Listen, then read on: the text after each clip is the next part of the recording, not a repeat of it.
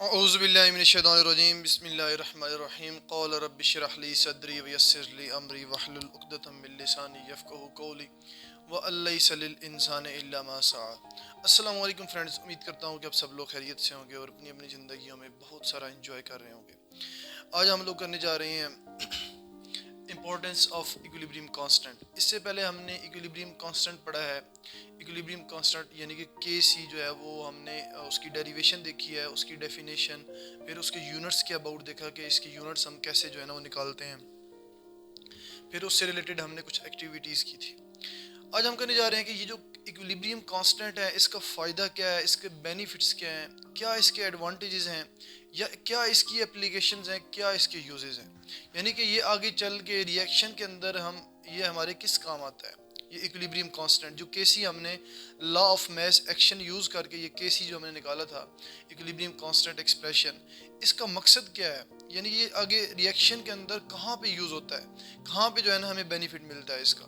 तो बेसिकली इसकी दो मेन एप्लीकेशंस हैं या इसके दो मेन यूजेस हैं आप कह सकते हैं, या इसकी दो मेन इंपॉर्टेंस है।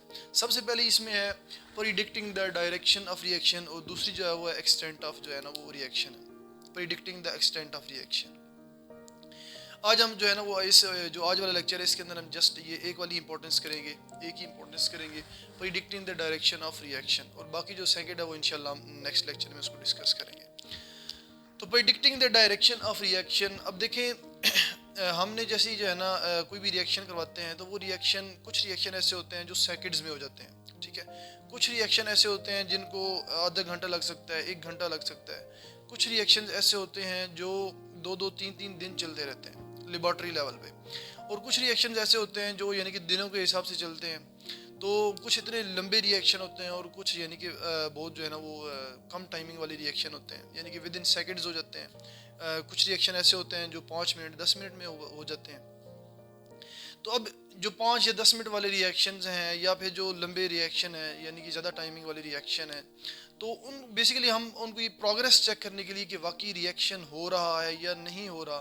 तो सबसे पहली बात तो ये है कि आपके पास जो है ना ये जो आप ये जो डायरेक्शन प्रिडिक्ट करते हैं रिएक्शन की, तो इसके अंदर बेसिकली हम प्रिडिक्ट करते हैं कि रिएक्शन जो है वो फॉरवर्ड हो रहा है या रिवर्स हो रहा है, यानी कि मस्ट केमिकल इक्विलिब्रियम वाला रिएक्शन होना चाहिए, या आप कह सकते हैं मस्ट रिवर्सिबल रिएक्शन होना चाहिए हमारे पास, तब जो है ना हम जाके उस रिएक्शन की जो प्रिडिक्शन है उसके कर सकते हैं। यानी कि इस रिएक्शन के अंदर अभी फॉरवर्ड रिएक्शन हो रहा है या रिवर्स रिएक्शन हो रहा है। तो किसी भी टाइम पे आप जो है यानी कि थोड़ा सा सैंपल लेके रिएक्शन मिक्सचर के अंदर से थोड़ा सा सैंपल लेके आप चेक कर सकते हैं कि ये रिएक्शन किधर पहुंचा है, या ये रिएक्शन जो है वो यानी कि फॉरवर्ड रिएक्शन अभी तक हो रहा है या रिवर्स रिएक्शन हो रहा है, या हमारे पास ये रिएक्शन कंप्लीट हो चुका है, यानी कि डायनामिक इक्विलिब्रियम स्टेट जो है वो कायम हो चुकी है, ठीक है, एस्टेब्लिश हो चुकी है। तो ये चीज़ें देखने के लिए फिर जो है ना हम यानी कि एक प्रिडिक्शन करते हैं, और वो प्रिडिक्शन कैसे करते हैं हम, वो बेसिकली हम इक्विलिब्रियम कांस्टेंट एक्सप्रेशन यूज करके वो प्रिडिक्शन करते हैं। समझ आ गई इस चीज़ की। तो चलते हैं अपने टॉपिक पे, predicting the direction of reaction. Direction of reaction can be predicted by changing the concentration of reactants and products. हम क्या करते हैं कि हम रिएक्टेंट और प्रोडक्ट्स की जो है कंसंट्रेशन उसको चेंज करके हम डायरेक्शन प्रेडिक्ट करते हैं, और इसके लिए हम क्या करते हैं, उसके लिए हम जो है ना वो थोड़ा सा रिएक्शन मिक्सचर जो है वो निकाल लेते हैं। अब जाहिर है एक रिएक्शन हो रहा है एक फ्लास्क के अंदर जो कि एक रिवर्सिबल रिएक्शन है, तो आप क्या करेंगे, आप उसके अंदर से यानी कि उसके अंदर अब जाहिर है रिएक्टेंट भी है प्रोडक्ट भी है, तो आपने उसको हम जो है ना रिएक्शन मिक्सचर कहते हैं, जिसके अंदर रिएक्टेंट भी है और प्रोडक्ट भी है उसको हम क्या कहते हैं, रिएक्शन मिक्सचर कहते हैं। तो उसके अंदर से हमने जो है ना वो थोड़ा सा क्या किया, सैंपल ले लिया, ठीक है, जो रिएक्शन हमारा हो रहा है। तो अब उसके अंदर से हम चेक करेंगे कि इनकी कंसंट्रेशन कितनी कितनी हो गई है, फिर हम उसका जो है ना वो इक्विलिब्रियम कांस्टेंट यानी कि के सी जो एक्सप्रेशन है इक्विलिब्रियम कांस्टेंट एक्सप्रेशन वो हम फाइंड करेंगे। तो फॉर एग्जांपल यहाँ पे एग्जांपल दिखते हैं, लेट्स कंसीडर अ रिएक्शन। ये फर्ज करें हमारे पास एक रिएक्शन है, एक ही फ्लास्क है जिसके अंदर हाइड्रोजन और आयोडीन गैसेज आपस में मिल के क्या बना रही हैं, हाइड्रोजन आयोडाइड गैस बना रही हैं, ठीक है। तो ये फ्लास्क एक ही है, तो हमें जो है ना एक इसका जो एग्जैक्ट इक्विलिब्रियम कांस्टेंट है एक फिक्स टेम्परेचर के ऊपर वो हमें पता है, ठीक है। हमने पढ़ा था कि जो इक्विलिब्रियम कांस्टेंट है बेसिकली वो किस पे डिपेंडेंट है, टेम्परेचर डिपेंडेंट है वो, ठीक है। टेम्परेचर के चेंज करने से उसकी वैल्यू चेंज हो जाती है। तो इस रिएक्शन के लिए जो इक्विलिब्रियम कांस्टेंट एक्सप्रेशन है एग्जैक्ट इक्विलिब्रियम स्टेट पे, इक्विलिब्रियम स्टेज पे, वो बेसिकली क्या है 57 है। कितने टेम्परेचर पे? 700 केल्विन टेम्परेचर पे। ये टेम्परेचर आप चेंज करेंगे तो ये वैल्यू भी चेंज होती जाएगी, ठीक है। तो हमें पता है कि 700 के केल्विन टेम्परेचर पे जो इक्विलिब्रियम कांस्टेंट है इस रिएक्शन का वो कितना है? 57 है। तो अब जो है ना हम आगे प्रिडिक्शन करेंगे ड्यूरिंग रिएक्शन, यानी कि रिएक्शन के दौरान हम थोड़ा सा सैंपल लेंगे और चेक करेंगे।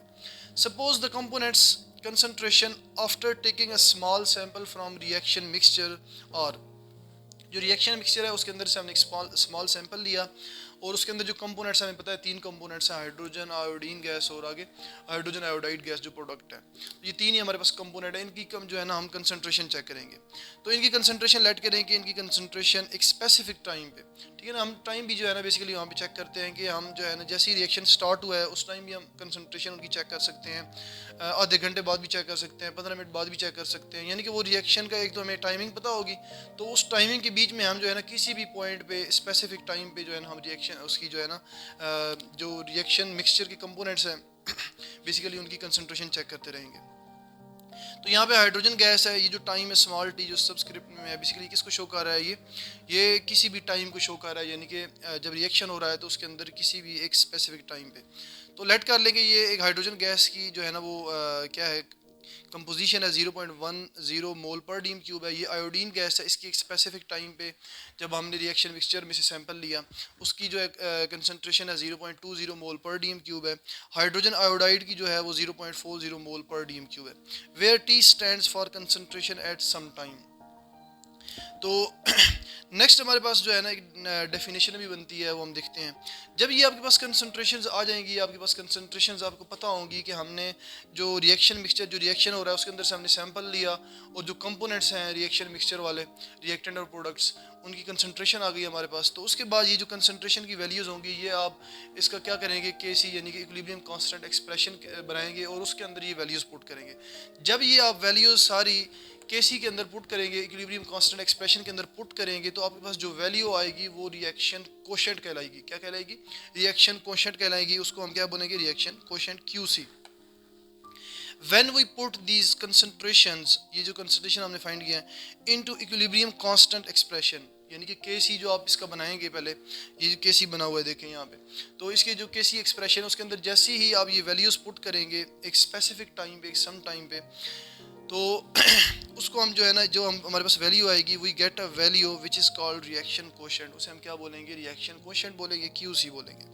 तो यहाँ पे जो है ना ये KC फिर जो है किसके अंदर कन्वर्ट हो जाएगा? QC के अंदर कन्वर्ट हो जाएगा। तो QC हमारे पास क्या है कि प्रोडक्ट की कंसंट्रेशन है और जो है ना उसका क्या है जो नंबर ऑफ मोल्स है वो पावर में आ गए। उसके बाद हमारे पास रिएक्टेंट की कंसंट्रेशन है यहाँ पे। तो ये कंसंट्रेशन की वैल्यू सिंपली हम यहाँ पे पुट करेंगे तो हमारे पास जो है ना एक आंसर आ जाएगा 8। अब यहाँ पे हमारे पास आंसर क्या आ गया? 8। अब जो है ना अब हम इससे ऑब्जर्व करेंगे, हमें पता है कि 700 डिग्री सेंटीग्रेड टेम्परेचर 700 केल्विन के ऊपर केल्विन टेम्परेचर पे हमारे पास जो QC की वैल्यू है स्पेसिफिकली इस रिएक्शन के लिए वो 57 है, ठीक है। अब हमारे पास जो QC की वैल्यू आ रही है यानी कि जब रिएक्शन हो रहा है तो उसके अंदर से हमने चेक किया कि अभी रिएक्शन जो है ना इसका जो इक्विलिब्रियम कांस्टेंट एक्सप्रेशन है वो क्या है बेसिकली। तो हमारे पास जो जिसे हमने QC का नाम दिया है वो QC हमारे पास कितना आ रहा है? 8 आ रहा है। As QC is less than KC, ये हमारे पास KC की वैल्यू है और ये हमारे पास QC की वैल्यू है। QC क्या है? यानी कि इसकी वैल्यू जो है वो छोटी है KC से।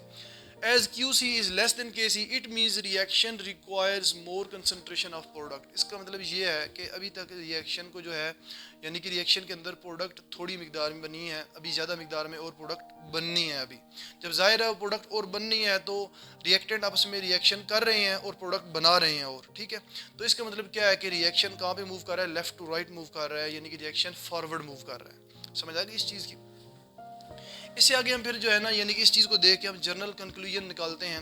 3 हमारे पास पॉसिबिलिटीज़ बनती हैं कि अगर हमारे पास if QC is less than KC the reaction direction will be forward. जब भी QC जो आप निकालेंगे किसी भी स्पेसिफिक टाइम पे, तो अगर उसकी वैल्यू जो ओरिजिनल KC की वैल्यू होगी उससे क्या होगी? स्मॉल होगी, तो वो रिएक्शन अभी तक जो है नहीं कि फॉरवर्ड मूव कर रहा है। रिएक्टेंट आपस में रिएक्शन कर रहे हैं और क्या बना रहे हैं? प्रोडक्ट बना रहे हैं। Second point, if QC is greater than KC the reaction direction will be reverse. यानी इसका मतलब क्या है कि अगर आपके पास QC की वैल्यू आती है वो यानी कि वो KC की वैल्यू से ग्रेटर है, तो इसका मतलब क्या है कि प्रोडक्ट एक्स्ट्रा क्वांटिटी में बन चुकी है। अब जो है प्रोडक्ट डिकम्पोज होके या प्रोडक्ट रिकम्बाइन होकर वापस रिएक्टेंट में आ रही है, तो रिएक्शन क्या हो रहा है, रिवर्स हो रहा है। यानी कि यहाँ पे अगर वैल्यू आती कोई 58 आ जाती, 60 आ जाती, 65, 70, 80 आ जाती, तो वो क्या थी, 57 से बड़ी थी। तो इसका मतलब क्या होना था कि रिवर्स रिएक्शन जो है वो अभी रिवर्स हो रहा है, यानी प्रोडक्ट बन चुकी है, प्रोडक्ट से वापस जो है ना वो यानी कि अब रिएक्शन खुद को बैलेंस कर रहा है और जो है ना वो प्रोडक्ट रिएक्टेंट में कन्वर्ट हो रहे हैं, रिवर्स रिएक्शन हो रहा है। थर्ड पॉइंट है if Q C is equal to K C. अगर यानी कि आप जो किसी भी स्पेसिफिक टाइम पीरियड पे यानी कि क्यू सी की वैल्यू निकालते हैं और वो एग्जैक्ट के सी की वैल्यू के इक्वल आ जाए, इसका मतलब क्या होगा, the reaction will be at equilibrium state, यानी कि रिएक्शन कंप्लीट हो चुका है, रिवर्सिबल रिएक्शन कंप्लीट हो चुका है और वो एक डायनामिक स्टेट जो है वो अटेन कर चुका है। तो यहाँ पे जो है ना यानी कि रेट ऑफ रिएक्शन जो फॉरवर्ड रिएक्शन है वो रेट ऑफ रिवर्स रिएक्शन की क्या हो चुका है, इक्वल हो चुका है यहाँ पे। तो यहाँ पे यानी कि इक्विलिब्रियम स्टेट जो है वो क्या एस्टेब्लिश हो चुकी है, रिएक्शन कंप्लीट हो चुका है। तो अब आप देखें यानी कि क्यू सी जो है या सॉरी जो इक्विलिब्रियम कांस्टेंट एक्सप्रेशन है, इसकी मदद से हम जब हम रिएक्शन परफॉर्म करते हैं तो ड्यूरिंग रिएक्शन हम चेक करते रहते हैं कि हमारा रिएक्शन फॉरवर्ड हो रहा है, रिवर्स हो रहा है या रिएक्शन कंप्लीट हो चुका है। तो कितना बड़ा इसका एडवांटेज है, कितना बड़ा बेनिफिट है, समझ आ गई इस चीज़ की। तो सेकंड जो इसकी इंपॉर्टेंस है वो हम इंशाल्लाह नेक्स्ट लेक्चर में करेंगे। अगर आप लोगों के किसी की माइंड में कोई क्वेश्चन हो तो अपना क्वेश्चन करें, कमेंट सेक्शन के अंदर क्वेश्चन करें, मैं इंशाल्लाह उसको रिप्लाई करूँगा। ये लेक्चर मैं एंड करता हूँ, इंशाल्लाह मिलते हैं नेक्स्ट लेक्चर में। इसी के साथ ही अल्लाह हाफिज़।